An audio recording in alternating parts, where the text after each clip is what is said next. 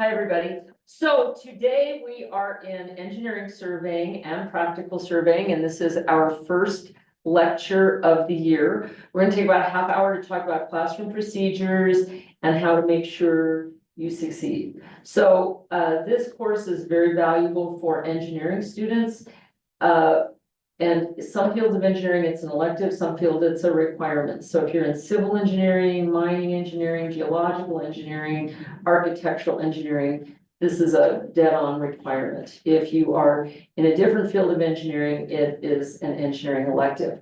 Practical surveying is a course I wrote 10 years ago, maybe, to serve the needs of our drafting students. So it's not an easier course. The lab portion is identical, but it's designed for a student who wants to be a drafter or an engineering technologist or technician who would go to work maybe for civil or construction firm and needs to know how to survey. So the labs are the same. And the other thing is it's always really good to have engineers work with drafters, because quite frankly, we get to work with each other for the rest of our lives. So we might as well start in here. So it's a good combination. All right. So in order to be successful, what I'd like to do is to take a look at our Moodle page. And like I said, the Moodle page that you'll be looking for under your online classes is called Engineering Surveying, even if you're in practical surveying, but it has the numbers of the courses ES 2070 1H, which is engineering surveying, and ES 2671H, which is practical surveying on here. Hang on.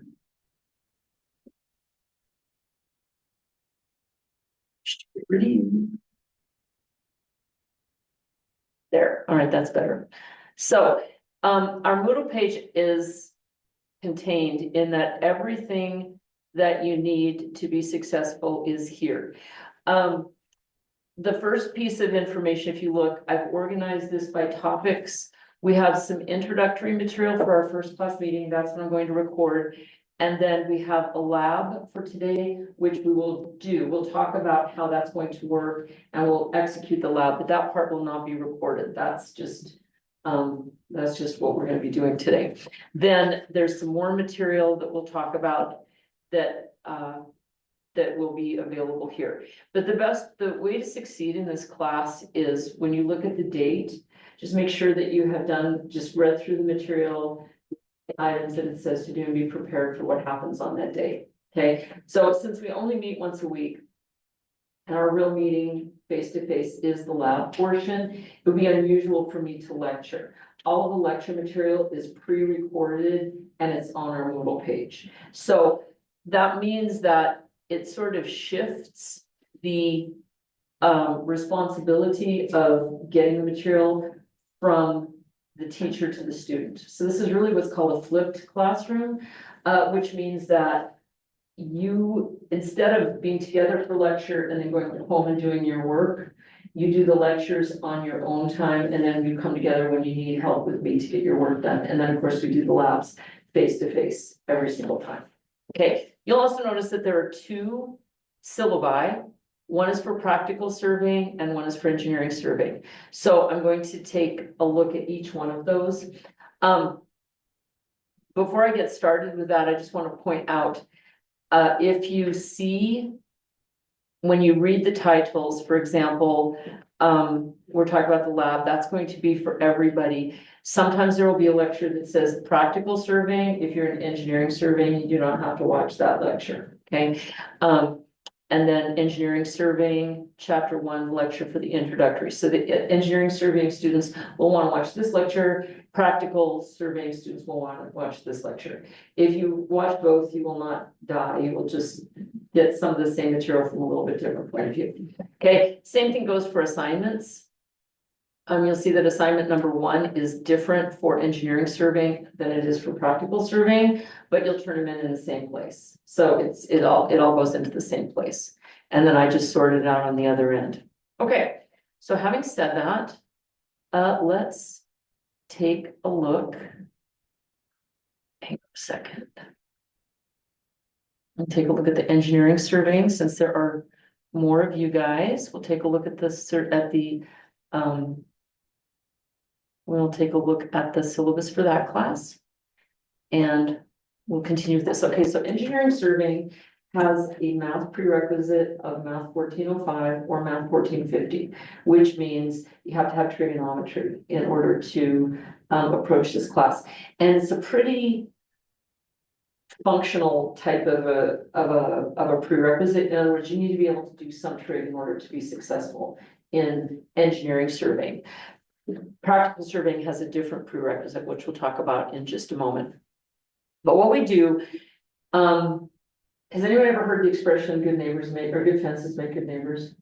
Yeah, so that's what surveying is all about. I mean, there's two aspects to surveying. There's an aspect called land surveying, which is about defining boundaries, who gets what, right? Put your fence here, your neighbor has this side, you have this side, and it makes everything work really well if you're not fighting over a strip of land. The other type of surveying that we do, both engineers and drafters, is construction surveying. Buildings have to have a certain size, the floors have to be flat, the walls have to be straight and true. And they also have to be on the land that you actually own, because putting a building on a land you don't own is a terrible idea. So these are the kind of things that engineers are concerned with, and that's what we're going to learn how to do. We're going to learn the ideas behind both construction surveying and land surveying, and then we're going to use some of the equipment to do surveys that will get you ready to do those in your careers. Okay, so some of our objectives, like it says, gain factual knowledge and terminology of surveying, to learn basic surveying methods and calculations, to use surveying equipment and conduct engineering surveying, to use proper equipment handling procedures, to interpret surveying data, to understand error propagation, and to adjust random and systematic errors, which we'll get into over the course of the semester. So for engineering surveying, the textbook is called Elementary Surveying, and you will need to purchase this book. This textbook that I have is the 14th edition. You can get a different edition if you like, but it has to be written by, the author's name is Gilani and Wolf, and this is on our college bookstore online. So it has to be that author, and it has to be a 10th edition or more of this textbook. And whichever one you do, we can work with to make sure that you get all the skills and do the homework problems that will be appropriate to get you ready for the midterm exam and the final, and to ultimately have the information you need to go forward in this class. So the other thing that you need for this class is called a field book. And I have these for you. These are very, very important. Let me put this, they're so important. I would like to stop sharing for a moment. This is an engineering field book or a surveying field book. And there's some features about this book that we'll learn today and as we move forward. But one of the things that you'll notice about the one that you're going to get, I'll just pass these out right now. They have a bound edge. So an appropriate field book does not ever have spiral bound, and you can't pull a page out of it. Pulling a page out of it is actually a big no-no. The reason for that is these actually are legal documents. And so like if you're ever called to talk about your work in a court of law, this actually supersedes electronic data. So it's important that you record stuff in a meaningful fashion, which you're going to learn how to do here. So I brought a couple of, these are like little field books. This looks like a field book, but it's not actually a field book because it has a ring binder. The one thing that you can never do, like I said, with a field book is tear a page out. If you ever tear a page out, that means that you have done something incorrectly. So we will talk about, I mean, one choice we would have is to write everything down perfectly the first time, which is not a logical solution. So we'll talk about how you address an error when you write something down incorrectly. But we have to do that according to what's required of a legal document. This is a good field book. This is actually one that I have used I've used for years. I have stacks of these. And if you ever go to an engineering firm, they will generally have a closet full of these that are labeled, you know, by number, by name, by what the job was, whatever. But these things are held on to forever and ever and ever, really. I mean, the field notes just go on. They never die. There's a place in Cheyenne here in Wyoming, for example, called the Bureau of Cadastral Surveying. And every survey that's ever been done in the state of Wyoming is recorded there in field notebooks. So, yeah, pretty cool, huh? I think I hope I have an opportunity to show you some examples of that as we go through the class. All right, so getting back to the syllabus, the one thing I wanted to do, which I didn't make a point of, for those of you who don't know me, my name is Astrid Northrup, and my office is right across the hall. Right across the hall is office SM 115, mine is 117, so it's inside. And anytime I'm in there, you're welcome to come by and visit with me if you have problems, you have a question, anything at all. The other thing is I do not keep posted office hours because I'm here all the time, in addition to teaching on division chair, which just means I'm here all the time. So what you do if you need to get a hold of me is you can come by, and if I'm not there, go to this link on your syllabus, Calendly, and you can set an appointment with me. So Calendly will automatically create a Zoom link, but you can come by my office. You can do whichever one you want. Either we can Zoom or come by my office, but that's how you get a hold of me. And I'm always, during the semester, I'm almost always available. You can also email me or you can call me. I will sometime today or tomorrow forward my office phone to my cell phone because then I'll for sure get your messages. But I did change my voicemail to say, please don't leave me a voicemail. It texts me. So either text me or email me because I don't check my email. I don't check my voicemail. Check my email consistently, check my text, but I never check my voicemail. So if you leave me a voicemail and I don't answer you, it's because I don't know that you did, because I don't look at it. So just send me a text or an email is better. All right. So we've got the field notebook. We've talked about the text. And then there is this blurb that says, since we will be outside in all manner of weather, students must have appropriate outdoor clothing. May include, not today, obviously, coveralls, hats, coats, gloves, boots. Do not come to lab without outdoor clothing. We don't use weather as an excuse to stay inside and expect to be outside for all lab periods and dress appropriately. So if you think about yourself as a working professional, a couple years from now, why do you think we don't use weather as an excuse in this class? Everybody's out there. That's it. If you're working for a living, you're gonna be out in the weather no matter what. So it's also probably really true that I don't think most people do their best work in screaming blizzards, you know? So I mean, there may be a limitation, but we just go out, you know? Then I'm trying to think, I've taught this class for many years. I can't really think of any time that I've ever canceled the lab because of weather. So just make sure you wear appropriate clothing. Today is beautiful, you know, I mean, we're all fine. But the other thing is, like I said, please don't wear open-toed shoes, even if it's a beautiful day. It's just not professional. It's not the expectation of the industry. The expectation is that you're wearing footwear that's appropriate to carrying equipment and being outside. Okay, so in engineering surveying, there are 4 components to your grade, and each one of them is equally weighted. There's lecture homework, which will be on the Moodle page. There are lab exercises, which we do today, and I'll give you a grade immediately. Then there's a midterm exam, which is 8 weeks in, and then a final exam. And each one of those things is worth 25% of your grade. There's really no way to get around attending lab. I mean, I understand sometimes something crazy happens, but in general, be here. And then at the end of this first 8 weeks, I'll have a makeup lab for people who've missed the lab. And at the end, I'll do the same thing. But what the real goal is just to be here every single time. Okay, and if you can't be here every single time, be here almost every single time. Right, so having said that, let's take a look at the practical surveying syllabus, and you'll see it's much the same, except for the percentages of grades are a little bit different, and the book, of course, is different. The other thing that's different about it Practical surveying is a 2-credit course. Engineering surveying is a 3-credit course. So since we have the same lab, probably makes sense that there's more homework in engineering surveying than there is in practical surveying, because there's just more content that we have to deal with. Okay, same thing, we've got the lecture, we know where we are, you know where my office is. Set up a meeting with me if you need to visit with me, or send me an email, or send me a text.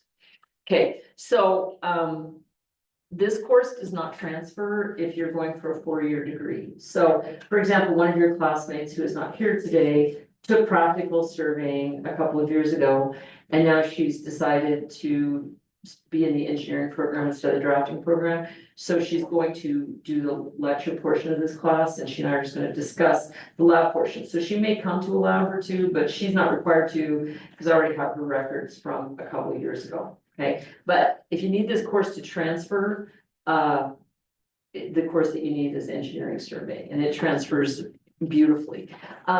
It's kind of a surprising number of courses that a person can take in surveying. You can actually get a 4-year degree in land surveying. One outlet for surveying is lawyers. Sometimes lawyers will become licensed land surveyors, or licensed land surveyor will become an attorney. And there's just a ton of work for people like that. So, there's a lot that can be done.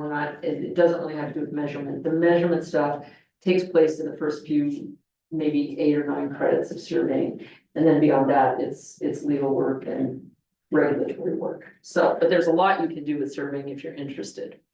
So once again, what are we looking at? We want to learn how to measure distance, elevation, angles, using surveying equipment. We want to learn proper equipment handling procedures.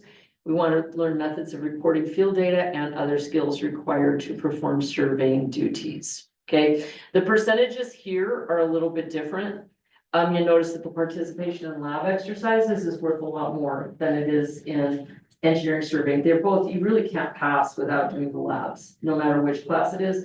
But because practical surveying is a 2-credit course, and the lab is 1 credit, obviously it's worth more than 25%.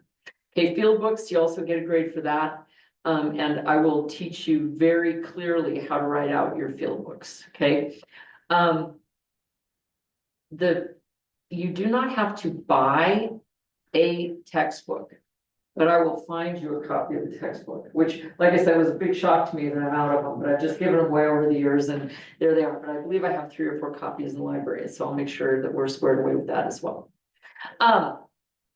This and the other one also said all of your homework has to be scanned and handed in through Moodle. I don't accept paper homework at all. So I'll talk about that a little bit on our Moodle page, but I can't, everything has to be scanned as a PDF or as a backup, maybe a JPEG.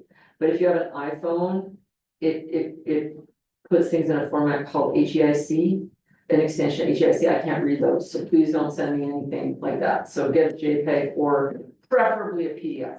Those are my 2 favorites. Okay. All right.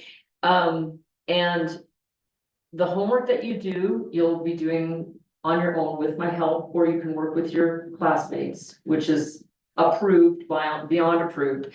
Or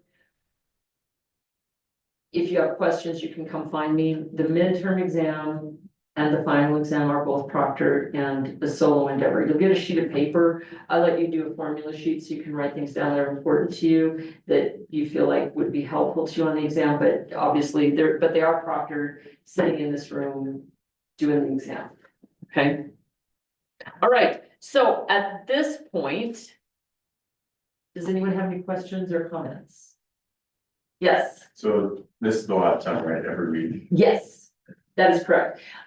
We moved it up. We had started it at 2 o'clock in the afternoon. I moved it up just because of some conflicts. So I've never done it this early in the day. I've always done it way late in the afternoon. So hopefully it will work out for everybody. So, but yeah, every Tuesday from 1 until 2:40 we'll meet. And most times we'll just start, I'll just take some questions if you have anything that's been, that you'd like to visit about from the week before. in the homework or any of the assignments, we'll do that, but I won't do a formal lecture like this. All lectures are already up on on Moodle page, so, all right. So, having said that, let's go back to our page. Okay. How do you know when you need to turn something in? Well, because it will tell you right here, okay? So basically, like I said, when we were talking about, when you see the day, January 13th, which is today, or if you saw a date in this week, you know, you would look at all of the stuff here. You would look at the syllabi, you do the introductory lecture, you would read the introductory lecture. These will be replaced by what I'm doing right now. So if you've been here and you don't feel like you have any questions, you don't have to rewatch that, okay? But then you will come up here to lab number 1, and this is what we're going to work on today. But there is some additional material here for January 13th. So we have some note forms, which we'll talk about. We have textbook appendices, which tells you how to write note forms and some other things. And then there may or may not be an introductory lecture. But here we do have an introductory lecture for practical surveying. And we also have a lecture for engineering surveying. So if you're in engineering surveying, you watch this. If you're in practical surveying, you'll watch this, okay? Then when you have a lab, and that'll always be labeled like that, lab, okay? The grade for that will be based on your work today. And it's not a sliding scale. If you're here and you participate, you will probably get a 10 out of 10, okay? Or you get 100%. The homework is a little bit more subtly graded, you know, but so I do this grade, you don't have to turn anything in for your lab. But when it comes to your assignment, so engineering surveying, for example, you'll do that and then do these problems. Practical surveying, you'll read this and do these problems, and then you will submit it right here. Okay, and you'll also see it has a due date, 27th. So we have 2 weeks to get the first homework in. And it's not because it's a difficult homework, most homeworks will be just 1 week, but sometimes it just takes a while to get used to the organization and how you turn things in, and it's just better to start off and make sure we all have those things ready to go. Okay, I have some hidden stuff here, which is, you're not gonna even see that, that won't even be on your page, but I keep some stuff there. All right, so there are a couple of things. That's for pegging in, I don't want to show you that. Okay, so when we talk about an example note form, we're gonna talk a little bit about field notes in just a moment. But everything, when I talk about field notes, I'm always talking about what you're gonna write down in this book, okay? And it's not that you write a humongous amount of stuff in this book. However, what you write here is very important. So we need it to be in a proper format. And I'm gonna teach that to you. So it's also in your book, and it's also in this lecture right here, which you'll watch and you'll be ready to go. But you won't have to do that for today. Today you'll just learn this from me. And then we do the lab. So every time where it says lab number 1, next week it'll be lab number 2. I put the wrong date down. I was confused. I don't know what happened. And then we have some example note forms. But let's take a look at this, what we're going to do today, and then we'll talk about how we're going to record what we did today. So let me ask you a question. If you were working for an engineering firm or an architectural firm, and you went out in September and did a survey, you did a whole bunch of data and you collected it. And then in March, your boss came back to you and said, we need to get the data more tightened up on this side. You know, there's something here, we need to get this defined a little bit better. How much do you think you're gonna remember, since you've done 6 projects and had Christmas and, right, you're not gonna remember anything. I mean, while you're doing it, it seems very clear what you're doing. When you have to come back to it, we don't want to have to go back and reinvent the wheel. We want to find that book and say, remind, oh yeah, that's where I was. So I need to tighten up between these 2 things.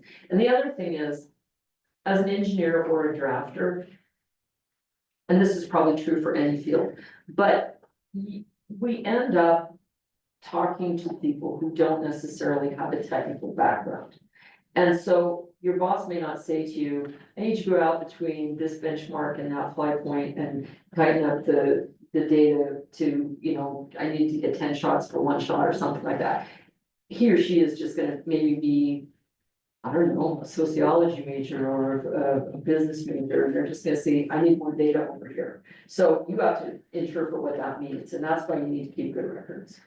So they're not gonna, and that's kind of what we get paid for. You know, that's what engineers and doctors get paid for, is that technical expertise that you have, where you can interpret what they need from you, and then you can give them what they need without having them having to have an engineering or a drafting degree.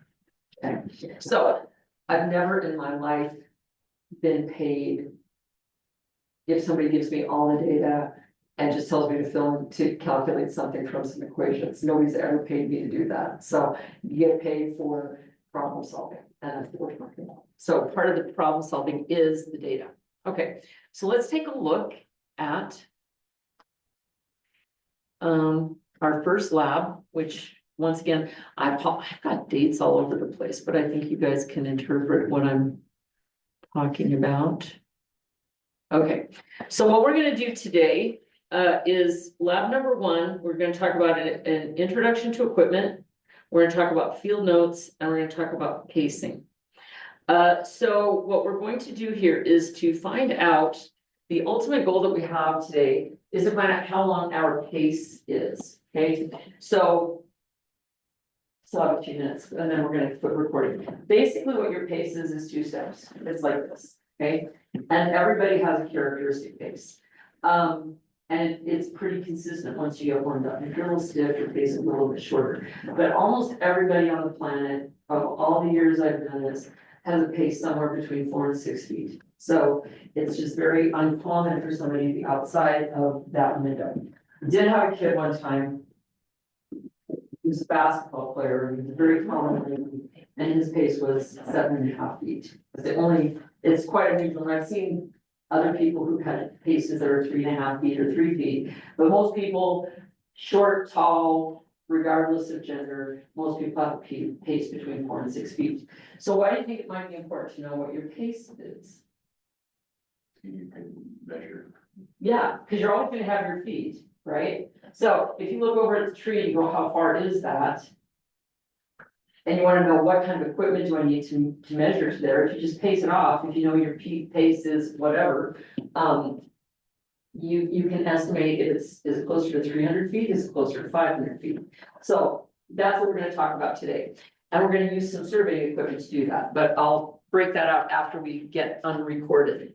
So I'm gonna go ahead and talk a little bit about how that works. We're gonna use a field notebook, as we've already introduced. We're gonna use a steel tape, and we're gonna use something to mark the ends of the tape. So we're gonna pull off some data, and then we're going to record it in our field books, okay? Now, the next part, if I'm able to find this quick enough, that I would love to do.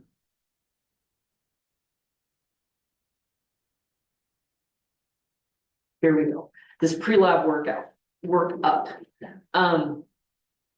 This is how you write down field notes. These are the big ideas, okay? So basically, you can find this, but there are things that you're trying to get at for your notes. And basically, you're trying to come up with a set of notes that is accurate, has integrity, is legible, that the arrangement and clarity contribute to you getting data out of this material. Data that you can quickly glance back at and start where you left off, okay? So the way that we arrange notes is we have the project name, the location, the date, start and finishing times. That's also important because like maybe something happens, maybe there's a weather event, you know, maybe somebody gets sick, but you just need to make those things. You want to put those clearly in the notes. You want the general weather conditions, the party, meaning who surveys with you and who does what, who's taking the notes, who's holding the stick, who's putting in the pins, all of that stuff. Instrument type and number. Here, it's not that big of a deal. I have 2 total stations and 1 or 2 of everything else. If you work for a big firm, you might have 11 total stations.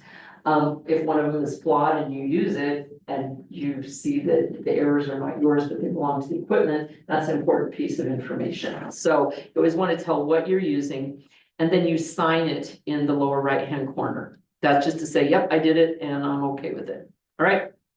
So, in general, what we want to do, if in doubt, write it out. It's more important to have more information than less information. If you leave something out, you're gonna regret it. If you put something down that you did not need, it'll be fine. Okay, write what you read. So in other words, don't do calculations. Don't say, oh, this end of the tape says this number and that end of the tape says that number, so the difference between them is this. And you write down the front and the beginning and end, and you do the calculations when you come back here, which I call this our office, right? Come back to the office, you do the calculations. So when you read a piece of data, that's what you write in your field book, okay? It also tells you to use a pen, India ink, or a hard pencil. What that really means is you don't ever wish to erase from this, okay?